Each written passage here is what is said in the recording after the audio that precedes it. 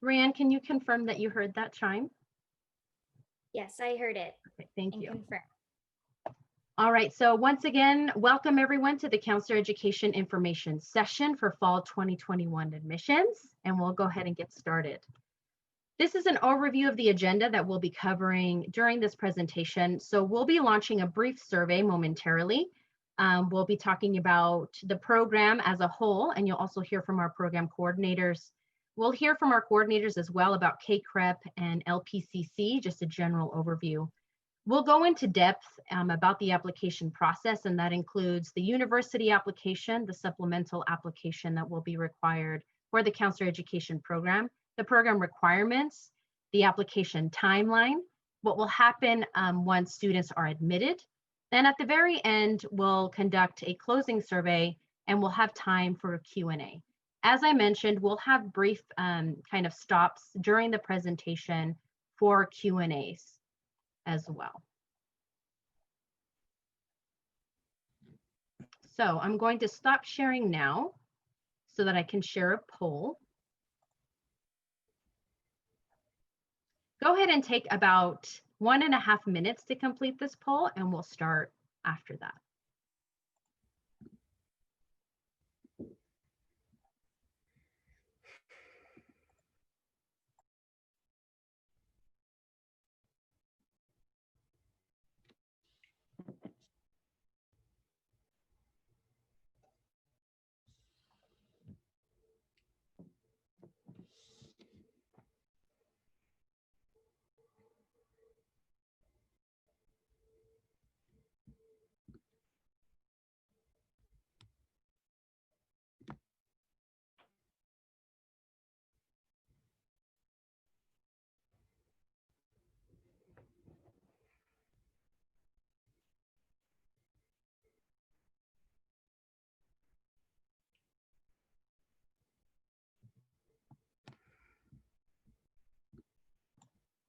All right. Thank you so much to those of you who have participated in that poll. We appreciate it.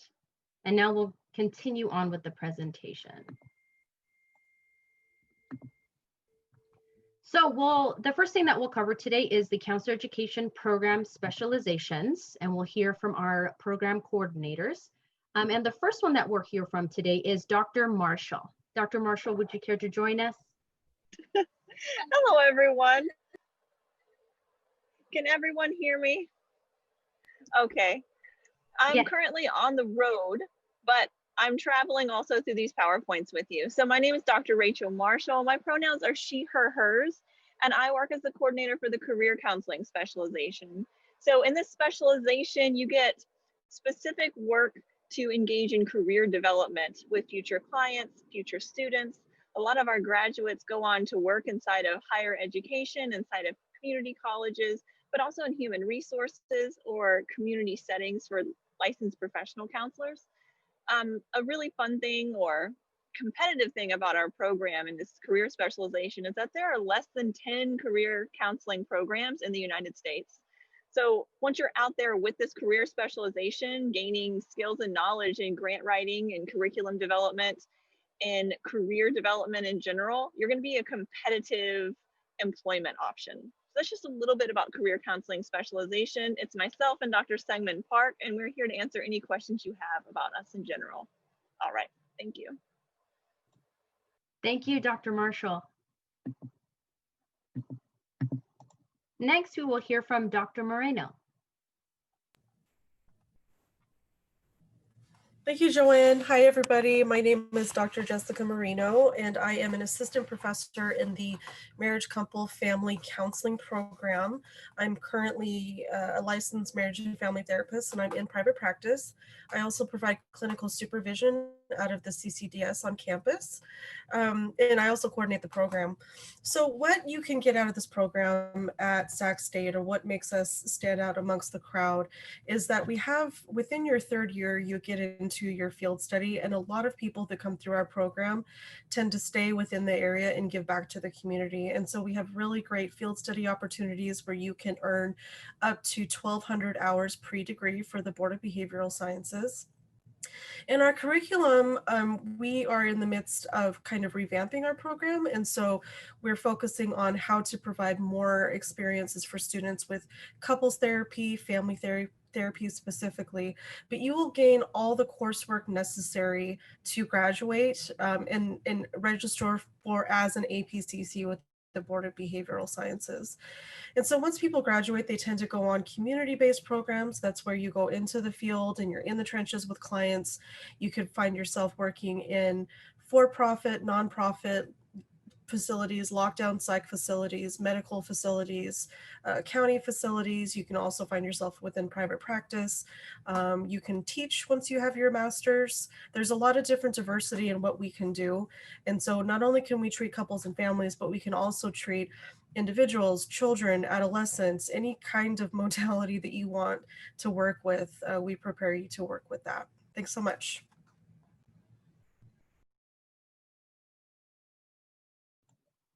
Thank you, Dr. Moreno. Next, we'll hear from Dr. Rivas. So I don't mean to speak and confuse everyone more because this is the other Dr. Rivas, but he had to take a call. So I think I'm going to just have Rayanne help a bit as we talk about rehabilitation counseling. One of the specialties with rehab, and I saw there wasn't a lot of people interested in this, but I'd like to really offer the two directions that you can take with rehabilitation counseling, one of which has a more clinical route where you're doing the LPCC track and the clinical rehab route, and the other route is rehabilitation. We have some really strong relationships with the Department of Rehabilitation, Veterans Affairs, Disability Services. In fact, there are a few rehab sites where during internship there are paid sites and they transition you from a part-time role into a full-time role upon graduation. So I do want to highlight some of those unique opportunities within rehab. And as the setting in which you can work is pretty vast. On top of that, this is our one accredited program, and I'll talk about CACREP a bit in a minute and what that means with accreditation, but our rehabilitation counseling is accredited by the Council for on Accreditation of Counseling and Related Educational Programs, which is CACREP. I know it sounds like CACREP, but it's CACREP. And I'm going to pass it on to Rayanne to talk just a tiny bit more about that. Okay, yeah, hi everyone, thank you. I guess just my little tidbit of information I like to add regarding rehab is I went into it not fully understanding what rehabilitation counseling was, and I am continuously learning from it. And exactly what Dr. Rivas just said, there is no one role for it, and that's what's so great about it is you can go many different directions based on your own interests, and it follows through. And so if you're interested in it, send us an email and we'd love to talk more with you about it. Thank you, Rayanne and Dr. Rivas. Next, we have Dr. Ju. Hi, everyone. I'm Dr. Hyungyung Ju. I'm a coordinator of school counseling program. School counseling program is embedded with PPS school counseling credential, which means once you complete our program, you are meeting the requirement for getting a PPS credential for school counseling that you need to work as counselor in elementary, middle, or high school. I often get questions from candidates or applicants about difference between career counseling and school counseling. If you want to work with K-12, work with students in K-12 setting as school counselor, you may need to apply school counseling that you can get a PPS credential in school counseling. And I also want to add that our program is 60-unit program and 45 units are same. So courses that you are taking are same across among specialty. However, 15 units are different by specialty. So for example, school counseling specialty students, they take classes like play therapy or classes specific for school counseling that you are specialized in that area.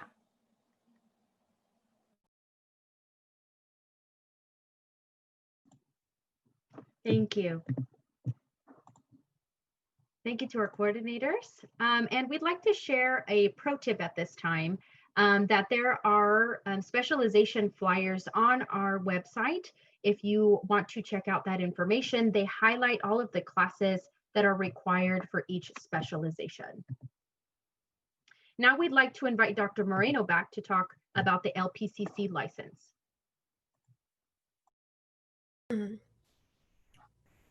Thanks, Joanne.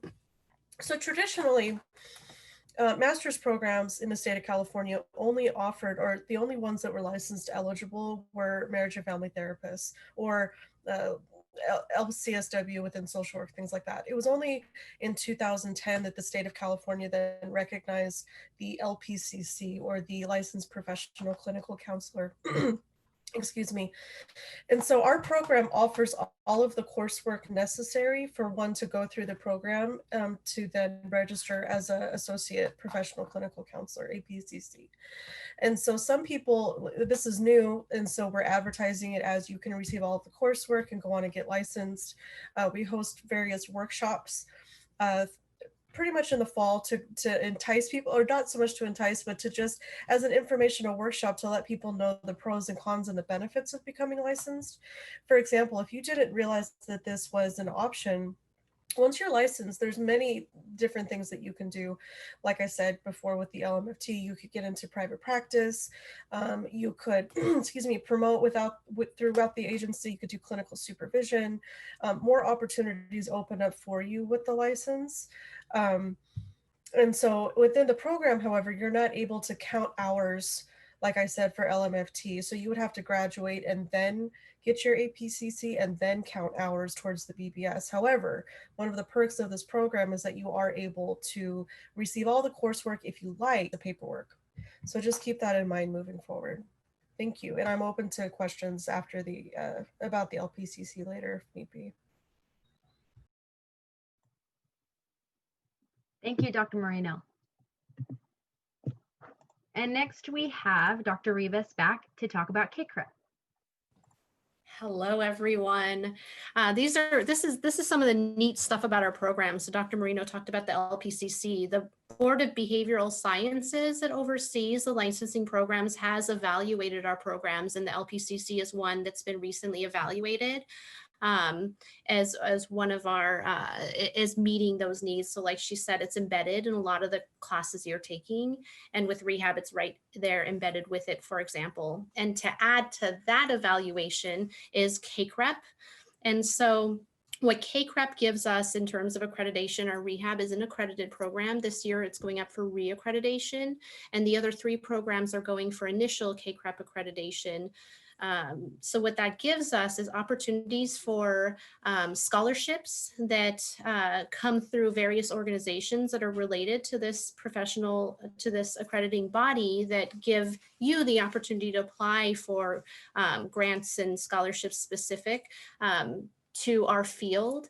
Another thing that it allows for us to do, so Dr. Moreno was talking about the LPCC is rather new in this state, but it's an established license in every other state, and it holds with it a lot of perks, so to speak. And so what CACREP allows for us to do is to give you an opportunity to move states and still meet all states require or highly recommend that you have gone through a CACREP aligned or accredited program for licensure. So it gives you a little bit of support in moving states. What else do I want to say about that? So we are in the middle of a site visit right now. They're coming next week, and we'll find out in January the results of that. And we're pretty optimistic because we have all our ducks in a row, so to speak. And when granted, that would give our students 18 months retroactive accreditation. So they go back 18 months. So it's a little bit about CACREP. That just gives us standards. We're meeting the standards, national standards for the program under each of the 4 specializations. They're meeting national standards. Thank you so much. Thank you, Dr. Rivas. And at this time, we'd like to pause to take questions. Before I turn on the chat capability, I do want to highlight some parameters. If you have a question for a specific coordinator, you'll see an example of how we'd like you to enter that question in the chat. So if it's for Dr. Moreno relating LPCC, as the example shows, please place her name first and then your question. So I'll be turning off my screen share now. And Rayanne will be leading us through this Q&A portion. So what will happen is you'll put your questions in the chat. We will not be turning on the mic option, and Rayanne will read the question aloud and direct it to the specific coordinator if it merits that. So I'll be turning off my camera and my mic now. Thank you, Rayanne.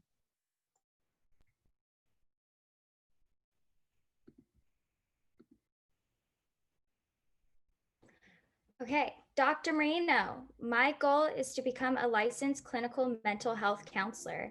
I know your program has the coursework to become an LPC, but does it have the coursework to become an LPC MHC through NBCC? Dr. Rivas, Dr. Beta Rivas, I may need some help with this. I'm only familiar with the state of California. And so I'm guessing, so you do get everything you need, or the coursework is available for LPCC and LMFT within this, but I'm not sure what LPC MHC is. So if we're talking about the National Board of Certified Counselors, NBCC, they have two licensure exams, the National Counselor Exam and the National Clinical Mental Health Counselor Exam. So most states, what that means is it's LPC or LPCC or LCPC. There are different variations depending on the state as to what they call a licensed professional clinical or counselor. So our coursework does follow that, and you would have to take the NCMHCE through the state. So when you go through the Board of Behavioral Sciences in the licensure process and they approve you to take the exam, you would take the NCMHCE exam. I think Utah's the one state that uses CMHC. I'm throwing a lot of acronyms, so I promise I'll make this a little easier in a minute. Utah's the one deviation in terms of what they call it specifically. And I think the other one is maybe Illinois has two different LPC-ish designations. So the veterans VA usually wants you to have had the NCMHCE exam because it's the clinical mental health counseling exam versus the general NCE. So what that means in a nutshell, because I think I threw a lot out there. Our coursework, because it's CACREP, is aligned and it will fit the requirements of all states that follow CACREP, because a lot of the states follow CACREP accreditation. Either they mandate it or it has to be aligned with it, and it's built into our courses. Dr. Lyles Lorig recently did our BBS evaluation, and all the courses are built in to the rehab, it's just built into the core courses. I don't know if that answered it. Dr. Marino, did I miss anything with that? So what that means when you take the NCMHCE exam or the NCE exam, which here it's NCMHCE, you would get your NCC certification through NBCC, making you a national certified counselor either way. So in a nutshell, yes. Thank you for that. Okay, we are going to continue on. Dr. Marino, someone has asked for clarification on the required hours before graduation. If you could recover that. So we have we're talking about two separate things. So one of them is 480 field study, which is you have to complete 6 units of field study before you can graduate. So within that, and we don't really need to get into, you have to complete at least 240 direct hours to graduate. However, totally separate thing. One of the perks of this program is that you can count up to 120 hours of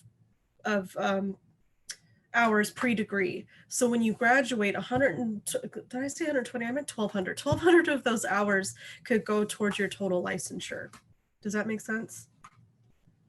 Yes, thank you. Okay, we are continuing on. I just answered one question in the chat. Yes, all programs are 3 years long, to answer that for everybody. And continuing on. Okay, Dr. Marshall, how many extra classes does a career student need to take in order to qualify for LMFT or LPCC?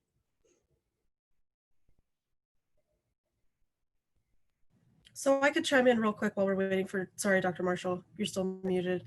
The MCFC specialization is the only specialization that can get the LMFT. So everyone else, career, rehab, in school are eligible for the LPCC, but the MCFC program is also eligible for the LPCC. So if you're in career, you would only be eligible for the LPCC. And to piggyback off of another question, is it recommended to get both the LMFT or the LPCC, or is it based on? You can. It's almost like, why not? Because you're eligible for both. And so the only thing that you would have to do is keep 2 sets of paperwork for the BBS. So you would be doing the same exact work. You would have to keep 2 separate, get a separate APCC license or as an associate, keep a separate set of paperwork, do the same work. But you would also have to sit for 2 separate exams, one for the LMFT and one for the LPCC. But in the end, you would be dually licensed, and it's a matter of promotion, supervision, portability, things like that. Perfect. Yeah. Thank you. I apologize. There's something going on where I'm unable to unmute myself. The button doesn't work on me. As a note, the only course that you could potentially take to help, because we take all the courses needed for the LPCC, would be EDC 234, because that's family systems. But I know that we were being reviewed by the board. So I'd like to get over to Dr. Rivas to see, did we still require the 234, or was that okay that we have everything we need? So I would have, I think, I confirmed with Dr. Lyles Lorick, and she is on the call. I did see her here if she wanted to speak up. Yeah, that would be perfect. Let's see. Or not. So here's my general caveat with this, and just I'm going to say this with 85% accuracy. The courses in our core courses, for example, meet a lot of the BBS requirements, because there are like 7 contact hours in certain areas or 14 contact hours in other areas, and they're built into most of our courses that are required. What the 234 allows for people on the LPCC track to do is to work with couples and families, because MFTs, that's their specialization, it's built in. So LPCCs, if they want to do any work with couples or families, they have to have the coursework, which would be 234, coupled with supervised experience in continuing ed post-grad. So in a nutshell, that's what that 234 really does, is it gives you that working with couples. Otherwise, and I need Dr. Lyles Lorick to confirm, but I think embedded within our core courses is everything that you need. The psychotropic meds is a caveat. It's needed here, and it's not embedded, I think, in school. The school career. Correct. Yeah, and some states do require psychotropic meds to have been on your transcript, so that's just something to consider. Perfect, thank you. And then continuing on, Dr. Joe, how do I choose to take additional coursework for the LPCC license? Must I follow the 6-semester coursework plan, or do I have the opportunity to add more units to a semester? So for LPCC eligibility, the psychotropic medicine or psychopharm, that's the only class you need to take additionally at the last semester of 3 year. So that again, that's the only class you need to take additionally, and most of our school counseling students take that class because we built schedule that you can take that class in your last semester. And then I think Joanne and Rayan will talk about our course sequence later. So we will provide you a cohort sequence that you need to follow as a full-time student, and then we can talk more about that. You will get a better sense about the course sequence when we talk about that later. Okay, everyone. Thank you everyone for your questions. We are going to continue with the presentation now. I see that there are still some, so if we did not address your question, please send it again to me, and then just yell at me a little, it's okay, and try to get through them all. So if your question has not been addressed, then just send it again and we'll get to it, I promise. Okay. I did want to do just one last housekeeping item while you're bringing up your PowerPoint, Rayanne. For those of you who may know folks who are trying to get into this presentation, we'd like to let you know now that we are letting folks in during the designated Q&A portions of the presentations if they're in the waiting room. So just so that it doesn't disrupt the presentation. Thank you, Rayanne. No problem. Okay, so I'm going to share my screen now with you all.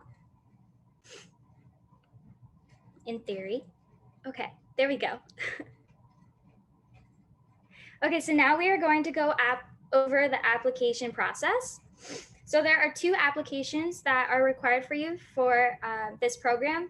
First is the university application through the Office of Graduate Studies. This application needs to be turned in first, and it is due by December 18th, 2020. It is completed online at least 2 weeks prior to the supplemental application, which is the second one, and I will go over now. That is the supplemental application, and it is due January 8th, 2021. And it's good to start now collecting your recommendation letters, just so it gives you some time for a buffer. So if you haven't started the ball on that, here's your warning to collect your recommendation letters. Okay, GPA requirement. Applicants who do not satisfy the GPA requirements will not be considered for admission. In order to be considered for admission, applicants must have a GPA of 3.0 in the last 60 semesters or 90 quarter units completed. GPA requirements are established by the Office of Graduate Studies, or OGS. Questions regarding admission based on GPA must be directed to the OGS. Consider taking the following courses at your university if you do not meet the GPA requirement. There's EDCU 155, EDCU 156, and EDCU 157. Okay, so what's first? First, you need to do the Cal State Apply, which is from the Office of Graduate Studies. And again, it is due on December 18th. So if you don't see this page when you click the link, you press the wrong link. Please go back. You need to see this page. So this is how it works. The Office of Graduate Studies oversees the application and monitoring process for all graduate students applying to CSUS. They began applications yesterday on October 1st, and they will close December 18th of this year. OGS only accepts applications through that website link. So again, when you click that link, you should see the previous slide's image. That's where you should go. There is a $70 application fee that must be paid online at the time of the application is submitted, and this is not refundable. You must also apply you must apply through CSU Apply before you can upload your supplemental application materials. This is really important to keep in mind. There is an order. So first you need to do the Cal State Apply application and then turn in your supplemental application. So things to note about the Cal State Apply application. First, you need to select the face-to-face delivery format and then select the program you are applying for.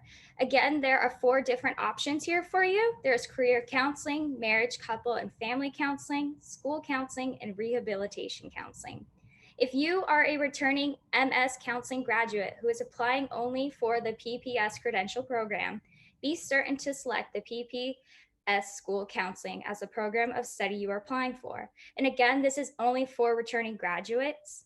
So if this does not apply to you, don't worry about what I'm talking about. And again, you must apply for the Cal State application before the supplemental. So some things to keep note of. No applicant will be considered who does not submit both applications by the deadlines. There are no exceptions to this.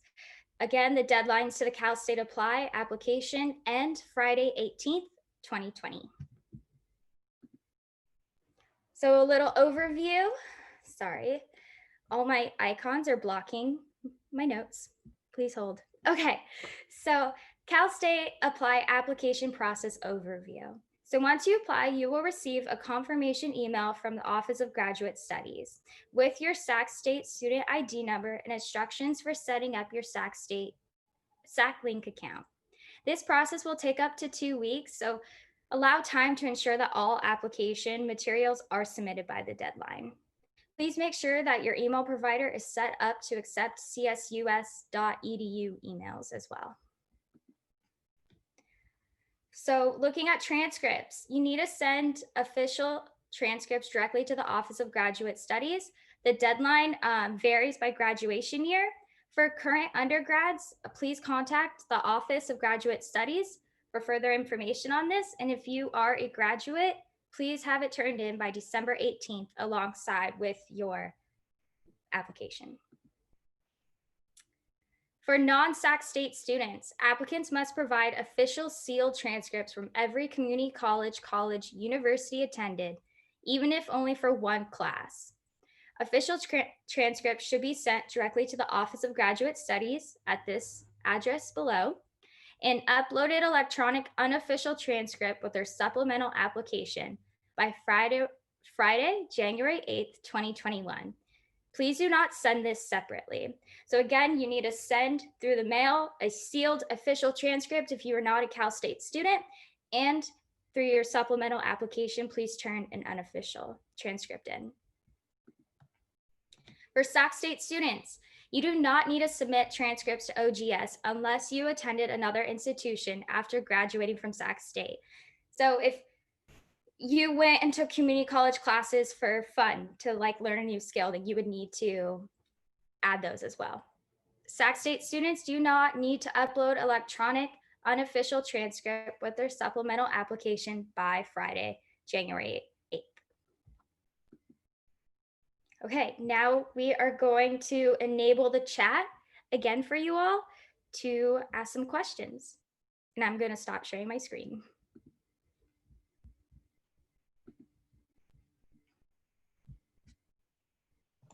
Hello, everyone. I will be enabling the chat now. We do want to highlight that the next portion of the presentation will be reviewing the supplemental application in depth. So you can reserve those questions until after that portion. And again, Rayanne will be asking the questions to the coordinator for specific questions. So I'll be enabling that option now. Thank you, Rayanne.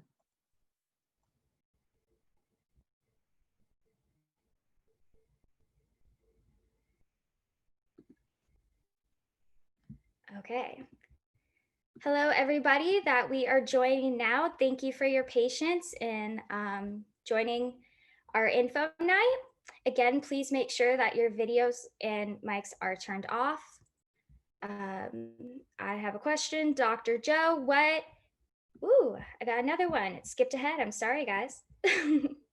My computer's too fast. What exams are required for the school counseling program? Are any exams being waived due to COVID? Yes, CBEST was waived, suspended recently, like a week ago from CCTC, which is California Commission on Teaching Credential. So in the past, we have asked applicants to upload the evidence of like that they enrolled for CBEST, or if they have already took it, the CBEST score to our supplemental application. However, because CCTC recently suspended the CBEST requirements for the programs, no CBEST is required. And yeah, and the same for all specialty, GRE is not required as well. Perfect. Thank you so much. Okay, in response to some of these questions, no, please do not wait to hear back from the Cal State application before you apply for the supplemental application. In order to apply for this graduate program, you must turn in both of those applications to be considered a candidate. So if you just send in the one, nothing will happen with it. So please make sure that you turn in your graduate studies application by December 18th, and then get your supplemental application in by January 8th. For recommendation letters, I believe you are only required to have 2 recommendation letters. And this presentation will be uploaded. Joanne might need to correct me on this. I believe it's going to go to the cohort pages, and also the website will have a link. Okay. Someone has a question that possibly one of the advisors can address. My undergraduate school does not provide electronic transcripts to non-current students. Will this be a problem when applying? I might have an idea on that. Generally, you can still log into your student account online and they'll have like all of your culminating experiences. This would be an unofficial transcript that you could initially put in before you get an official transcript. So we'd have to do the official transcript sent in. Did that kind of answer the question? Yes, perfect. Thank you. In response to GPA, if your GPA is under the intended of 3.0, please direct yourself to the possible courses you can take to improve your GPA. Joanne, what are the part-time options? A few people are asking about that. And so I'm going to hand that over to one of our coordinators, if any of you can answer about the part-time opportunities that exist within your specialization. I can take that. So, and anybody can jump in as well to help, but we're currently working on creating a part-time cohort sequence or negotiating what that might look like. As of now, if you come in part-time, then you're meeting with your coordinator or advisor to organize what a part-time schedule will look like. Because our program is dedicated to core cohort sequences and we want to make sure that everybody in the cohort is staying together. Part-time is something that can happen, but we don't have the cohort frame for it yet. So part-time would be a negotiation with your advisor. That our cohort sequence is a really important part of the program and really helps you stay connected inside of the counselor ed program moving forward, because you don't just have a full cohort of everybody who applied. You have that large connection. You also have the cohort in your specialization that you work through each of your classes with. Anybody else want to add some more to that? Yeah, so kind of in terms of what we have right now is a 3-year full-time. So what we do until, like Dr. Marshall said, we have like a proper sequence together. We have worked with students. So you just would need to, if accepted, if you apply and are accepted into the program, work with your specialty coordinator that you've met today in terms of outlining what a course sequence would be for you to be off cohort in a 4 or 5 year kind of a track. So we have a lot of students that work full time, and we have done that, and we're moving, like Dr. Marshall said, towards having a proper entry into a part-time cohort. And to kind of piggyback off of what Dr. Rivas just said, in response to students that are working full-time still interested in the program, and many of the classes are held during night. And so it is doable to work during the day and go to classes at night. However, some are held during the day. It is just based on time restraints for the professors. And I did want to address really quickly, Rayanne, the questions that we're getting in the chat about the transcripts. We'd like to offer at this time that the Office of Graduate Studies is going to have the most updated information about how to submit your transcripts.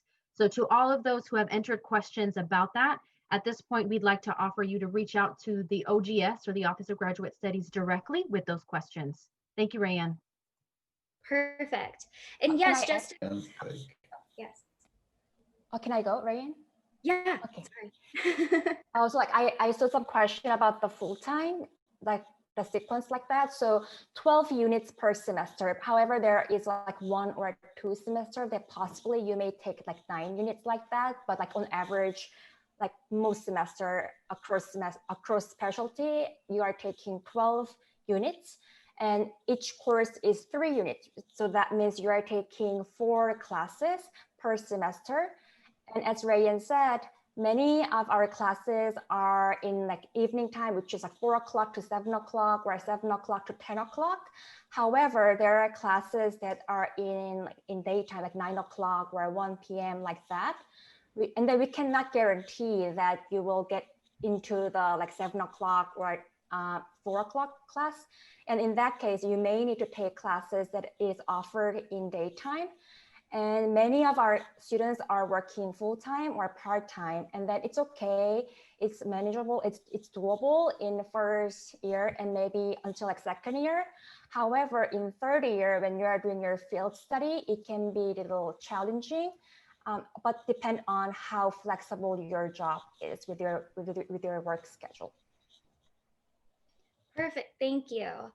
And in response to being able to enroll in more than one units per semester, I believe that was covered a little briefly, but basically through your cohort, we'd love for you to start with your group and end with your group. So because of that, you do follow a structure, and it makes it the 3-year program is following those class times.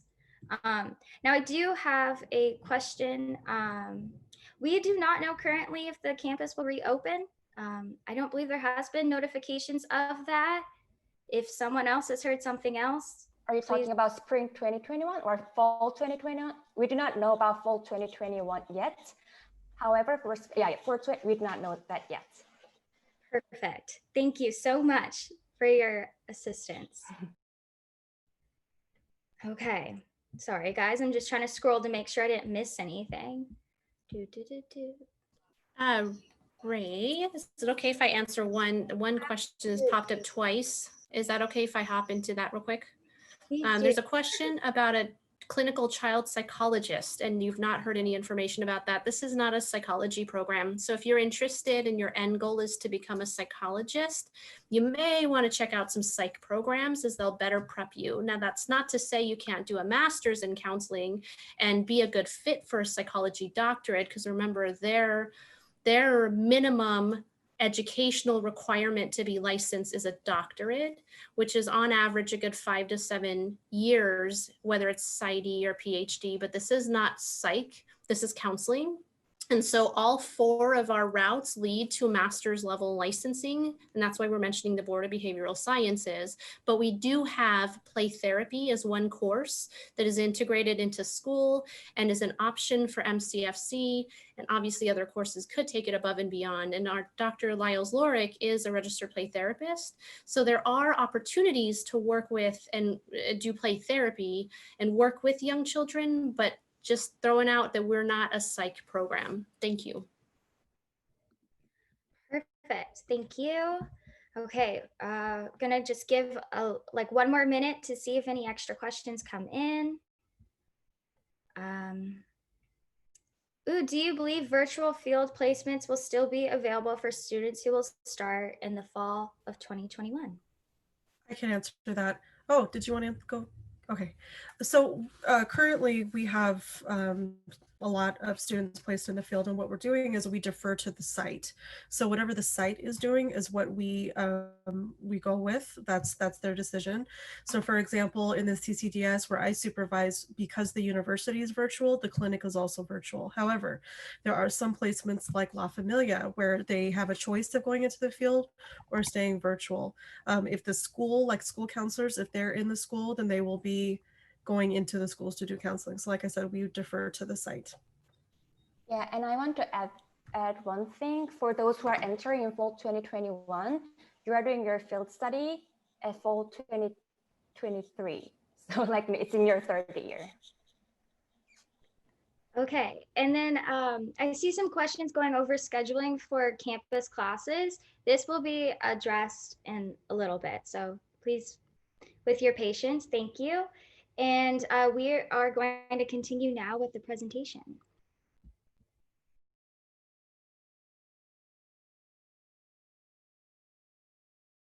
Thank you, Rayanne. So you'll notice for those of you who might have been trying to chat, I have disabled that. We will enable that again during the next Q&A portion. So I'll be turning off my camera for just a moment while I bring up the presentation to share my screen. Please provide me with a moment. Thank you for your patience.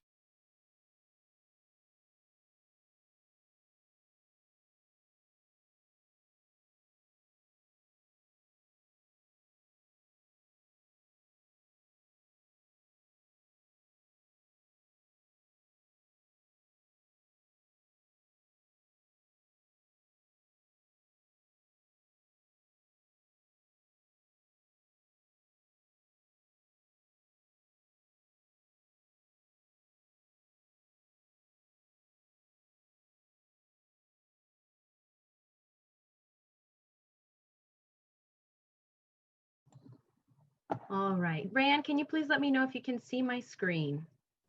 Yes, I can. Perfect. Thank you so much. Thank you all for your patience. So now the next portion of this presentation will cover the supplemental application that Rayanne alluded to just a few slides ago.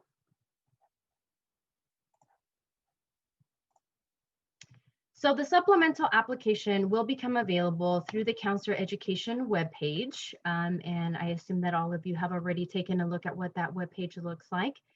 It'll be available this month, and this is an example of what that PDF packet could look like once it is posted. And here are the items that will be expected to be submitted as part of that supplemental application process. The first is a resume that outlines relevant experience. The second is a personal statement. Third is an essay. Fourth are those unofficial transcripts that Rayanne just spoke about. The official transcripts you want to highlight again here will be submitted to the Office of Graduate Studies. We also want to highlight at this time that the CBEST results, for those of you who are applying to the school specialization with PPS credentialing, will not be required as part of the supplemental application. Neither will GRE scores, and we'll be reviewing that more in depth in a few slides. We want to highlight also that 2 letters of recommendation are required by the deadline in order for you to be considered. And so we'll also be reviewing that in a couple of slides. Just to highlight again, you do not need to submit your CBEST scores for admission into the Counselor Education program for those of you who are pursuing the school specialization. We've also received a lot of questions about the GRE, and we'd like to highlight here that the GRE is not required for admission into the Counselor Education program for any specialization. And we also want to answer the common question that we get, will the GRE help if my GPA is lower than a 3.0? No, it will not. The minimum GPA requirements are set by the Office of Graduate Studies, not by the Counselor Education program, and neither will require the submission of the GRE. So when we talk about the resume with relevant experience, you'll see outlined on this slide what we're really looking for. So experience as it pertains to paid or volunteer experience, and directly related to counseling is required to be considered for admission. Experience is evaluated on frequency, currency, and relevance to the field, as just stated. Experience should be with diverse populations and relevant, again, to the field of counseling. And here on the bottom of this slide, you'll see examples of the possible experiences, right? And we also want to highlight that this is not an extensive list. So if you have experience extending from what you see on this screen and you have questions, we'll be going over at the very end how you can make appointments with Rayanne and I to discuss that. The personal statement. One of the pro tips that we'd like to just highlight on this screen is that it should be no more than 2 pages, double spaced, and it should be a 12-point font. The personal statement should address the experiences or the factors that have led to your decision to apply to the Counselor Education program. And you'll want to highlight the specialization that you're applying for and the characteristics you believe that you possess that will enable you to succeed in the program based on your interests or professional goals. There's an example of an essay prompt on this screen, but we do want to highlight that this is an example. You will see in the supplemental application the prompt for the essay that you must submit with your supplemental packet. Unofficial transcripts, again, you'll be required to submit a copy of your unofficial transcripts with your packet. Please do not submit official transcripts with your supplemental application. Official transcripts should only be sent to the Office of Graduate Studies. The letters of recommendation. You will be providing the names of the people that you want to, kind of host as your recommenders, and those individuals will receive a link from the department to submit a formal electronic letter of recommendation. So with your supplemental application, you will not be submitting PDF files of those recommendations. Those letters of rec will be sent directly from that individual to our department. And the supplemental application will prompt you through how to request those letters of recommendations from the people that you're requesting them from. And again, if you have any questions, feel free to reach out to Rayanne or I. So all applicants must request 2 letters of recommendation. That is the minimum, that is the requirement. You'll initiate the recommendation through the reference request form. And again, that will become available to you through the application process once that is posted through our webpage. A separate request form will be needed to be sent to each reference. After you initiate the request for recommendation, your reference will receive a confidential link, which is separate, to use to upload their confidential letter. So that letter will not be sent directly to you to send to our program. That person who is serving as your recommender will submit that directly to us.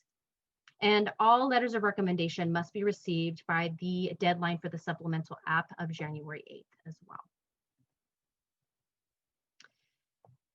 It is recommended that one of the references be a person who has observed you as the applicant, graduate level academic potential, and the other reference from a person who has observed your relevant experience in diverse settings. One of the most common questions that we receive is, what if I didn't, keep a connection with my professors in undergraduate? Who would I ask that reference from? And so that's also a question that you can discuss with Ray and I during individual appointments. So we'll be sharing that information at the very end. And here we want to highlight just a checklist for the supplemental application. Again, please do not begin the supplemental application until you have compiled all of the documents that you need in order to complete it. You'll want to make sure that you submit your Cal State Apply application first. And you'll submit your supplemental application and supporting documents to the link. And this will be further clarified when that packet is published on our webpage. It'll either be through a link or through an official email. And at the very end, we can allow some time for the coordinators to shed some light onto how, because of COVID-19, how that submission process will be formalized for this next rotation. Again, the deadline to submit the supplemental application is Friday, January 8th. So once you submit, you'll receive an automatic email confirmation after successful completion to the email that you provided. If you have any questions after you've submitted that application, we want to highlight the office email here. So these are not questions that you would send to Ray or I. You would send that directly to the Counselor Education Office. So I'll stop sharing my screen now and I will enable the chat. Ray will again help us in facilitating that Q&A portion about the supplemental application page. But I'd like to invite first a coordinator to hop on to talk about that supplemental application submission portion.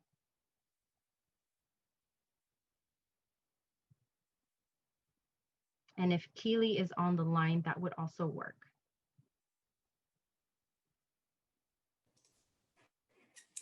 Hi, yes, hello everyone.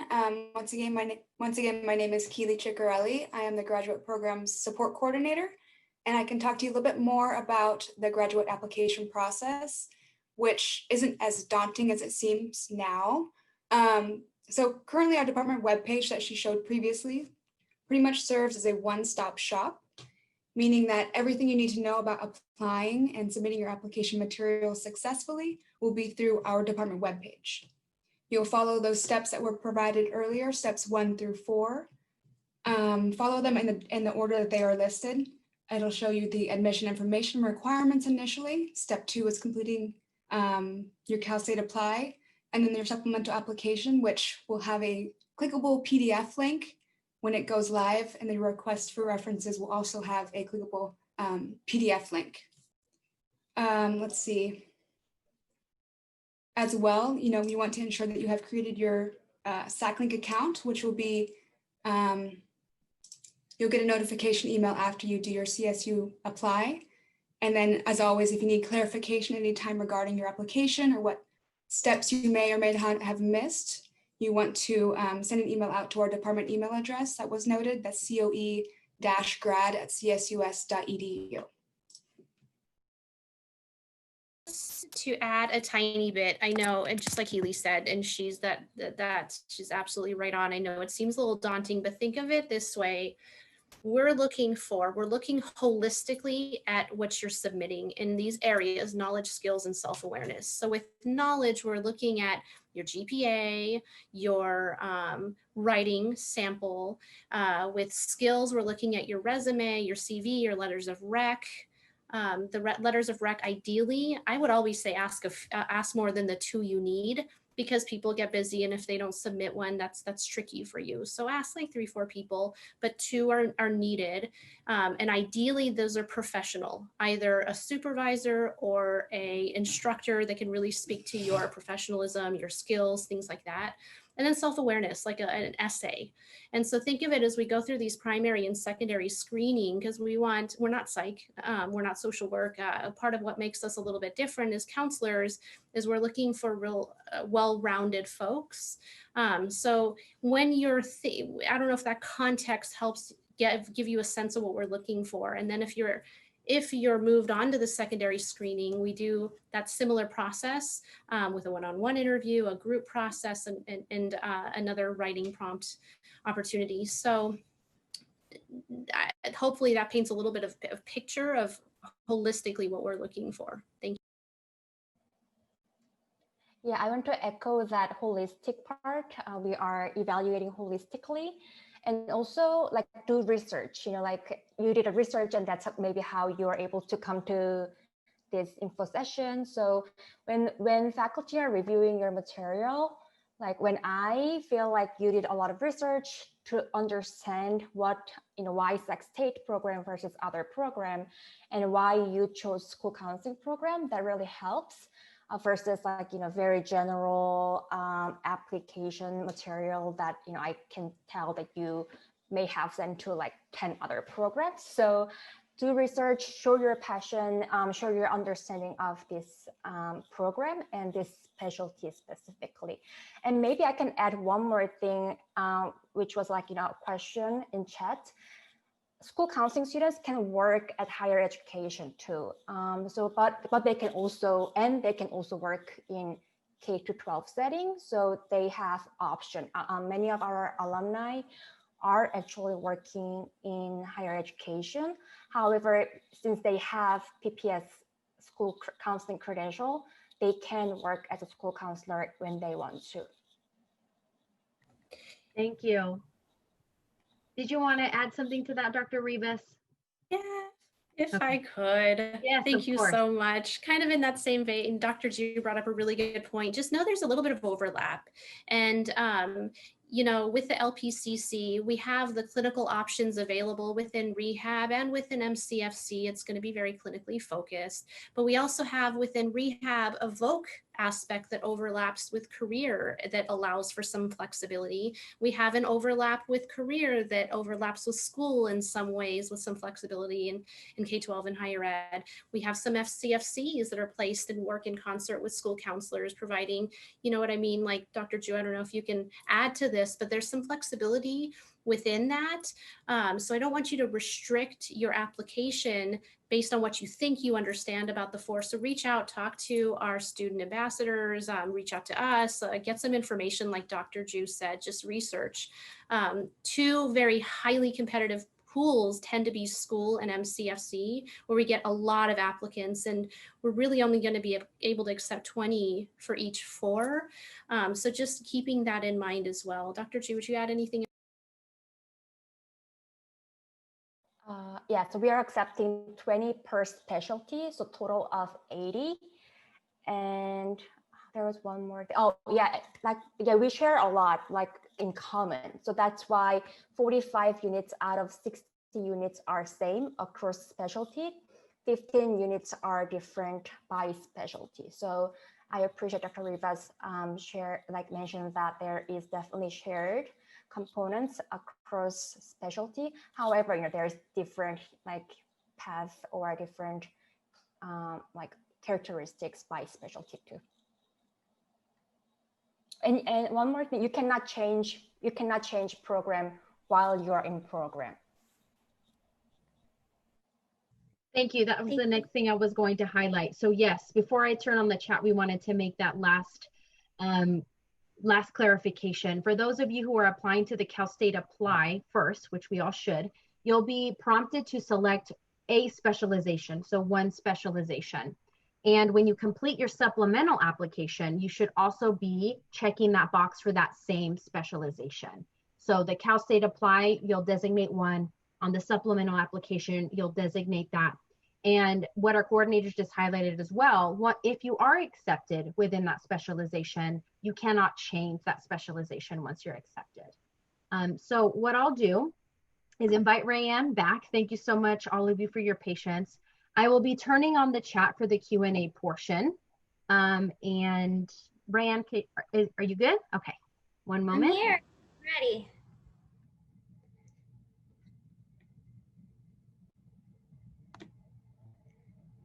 So, okay, Dr. Rivas, is there a format for the letters? Are there guidance for recommenders?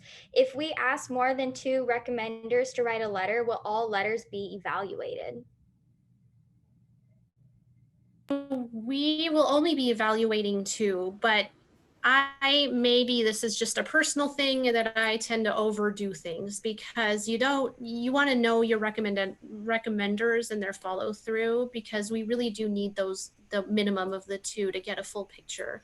In terms of what we expect, I may have other people jump in and help, because one part of it is the link where they'll rate you in different areas, and then another part is a letter they'll attach. Keely or Dr. Marino, can you jump in on? Yeah, that was exactly correct. Oh, go ahead. Go for it, Keely. Oh, okay. I was just gonna say that is exactly correct. You'll get notification after you submit your letter of recommendation. Either if you request clarification from the department through the COE grad email account, or your recommenders, just ensure that they have checked their junk mail. A lot of the times letters get lost there. So just make sure that your recommenders are checking their email, checking their junk email, because sometimes it may get lost.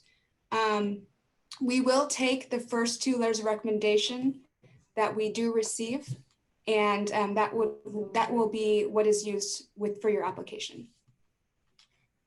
Okay, thank you so much. Personal statements are submitted through the supplemental application. As for the writing prompt, they are asking if there is a writing example or sample out there. If any advisors have any response to the writing prompt or preparation for the writing prompt.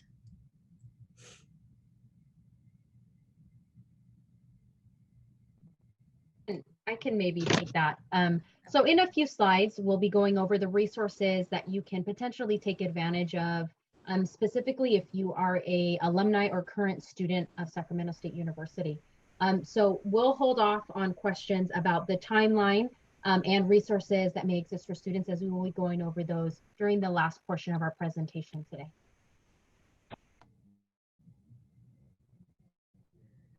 Perfect. Thank you so much. I apologize, Keely. Can I? Yes, 3 point.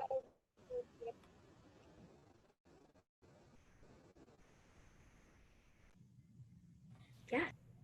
Keely, I don't know if my thing was bleeping out. I'm so sorry. Did I interrupt? There's one question I was going to attend to, because I think this would be great for everyone.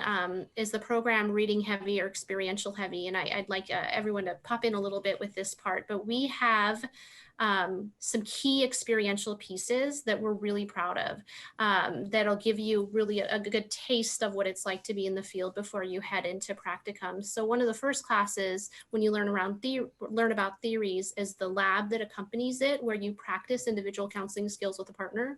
Then we have the next year a group counseling that has a component where you're within class facilitating and learning about those skills. We have a 476, which is a course for our MCFC students where we practice sculpting and theoretical systems application with peers. And then our 242 is our play therapy course, which is real heavy with the experience to working with children. So we have some real hands-on courses that you'll have experience working within those modalities before you go into practicum. I didn't freeze, did I? No, you're good, Dr. Rivas. Oh, it's been happening all day. Okay. Whew. So we have a real hands-on, and then I think I may have Dr. Ju or Dr. Marshall talk a bit about like the 250 and some of those courses that may be reading heavy, but it's also got an interactive component to prep you with intake, research, assessment, things like that.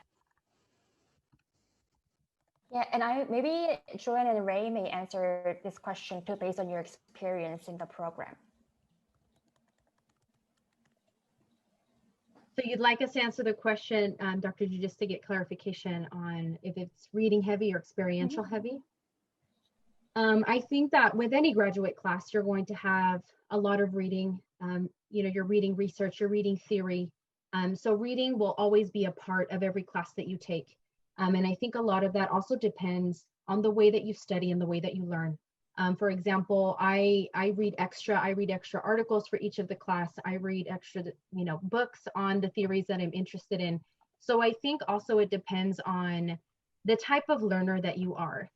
So the way that these classes are set up per the syllabus, right, is that it's almost equal parts, right? You're reading as much as you're taking on experiential kind of experience.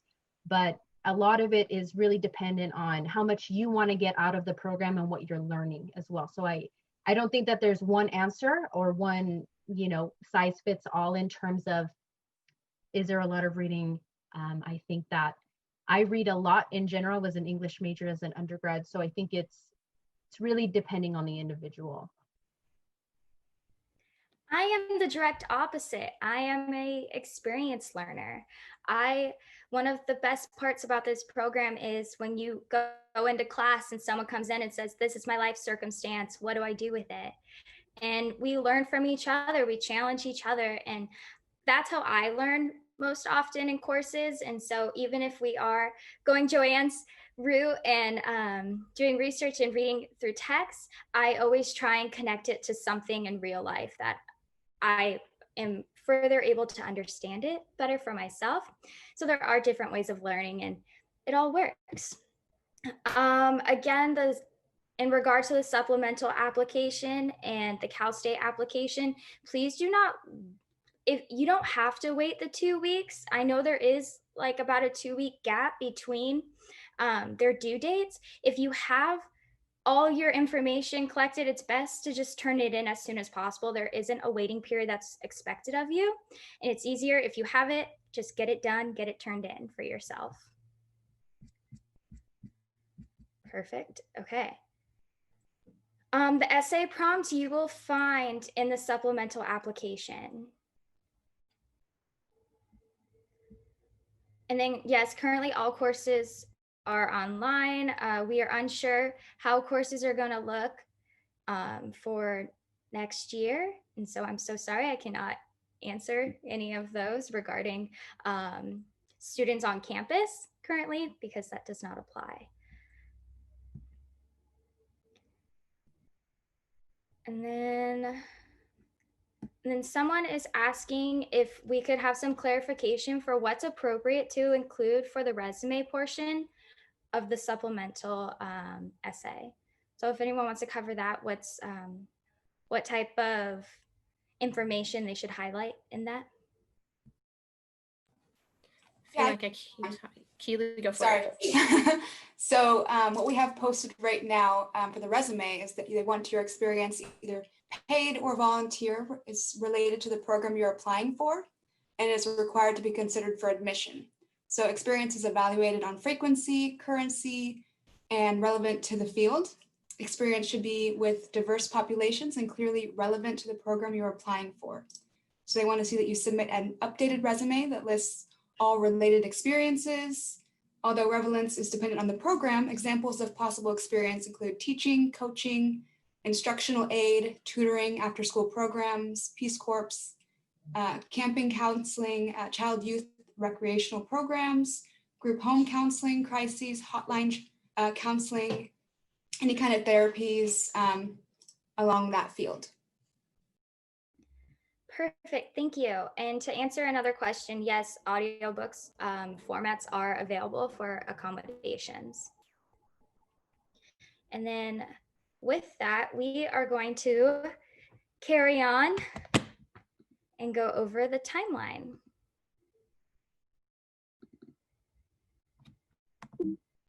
Oh, I'm so sorry, guys. It went to the wrong one. Please hold 1 second.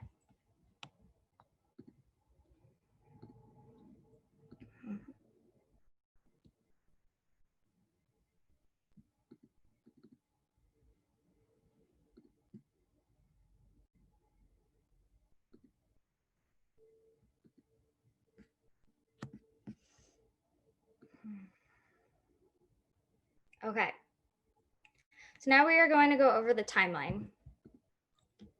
So for fall 2021 admission, there's a screening for late January, early February 2021. It's conducted by counselor education full-time faculty, and they review application packet for specific desired criteria. There's an intended interview for February 2021. This is conducted by the counselor education full-time faculty, part-time faculty, and a selected group of third-year students. They assess for specific desired criteria and goodness for fit in the program. We also look for possible group interview components, and it is comprised with a writing sample.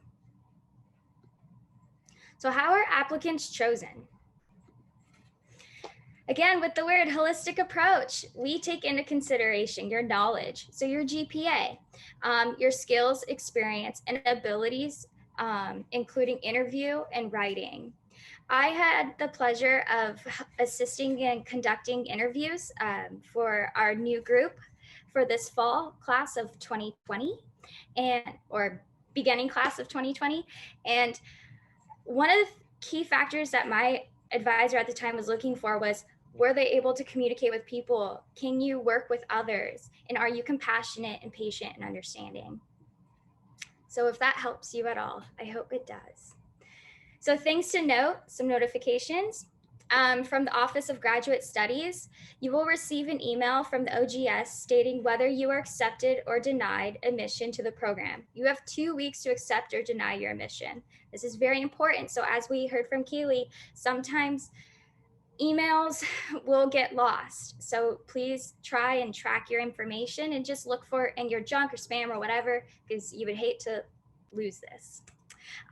Secondly, the process can take several weeks. OGS often admits students on a rolling basis. So some people will receive notification prior to others. And then please notify OGS if any of your contact information has been updated. So notifications from Counselor Education Program. If accepted, you will receive an email from the College of Education, Counselor of Education Program and OGS. If waitlisted, you will get an email from COE. Accepted from waitlist, so that means you were on the waitlist and then got promoted up, you will get an email from COE and OGS. And if you are denied from the program, you will receive an email from both COE and OGS. Okay, and here is the structure breakdown of the courses that you will take. This is a breakdown of your 3 years through this program. So some of you guys were asking if you can jump ahead or take extra courses. Unfortunately, you cannot. As Dr. Rivas explained briefly, you start with your cohort group, and we would love for you to carry on through the program with your group so you all learn together and develop your skills together at the same time. It also, just being a student in the program, it's very nice to have all of your friends in the same classes as you, learning all the same things you're learning. Because then if there ever is a point where you're struggling or you're like, I don't know what to do in this situation, or I don't understand this theory, everyone else is there for you as well. Okay, So some resources to point out. These beautiful, lovely faces are the face of me and Joanne, in case you haven't, I don't know, recognized us yet. So we are the ambassadors for this program, and we would love to talk to you more if you have any further questions, if you have concerns about application process or wanting further information regarding different departments. Please feel free to connect with us through our Calendly. We would love to explore your options with you. So here is the contact and website information for the different offices that you will need in order to apply for the program. There's the Office of Graduate Studies with their webpage. And for helpful tips, check out their Cal State Apply Helpful Tip sheet. There's the Career Center link and the Counselor Education Program email and webpage information, which I believe this video will be uploaded to that webpage. Okay. And I'd like to end and thank you so much for sticking with us through this presentation. Now I am going to end my share screen and Joanne is going to take over for a bit. So thank you.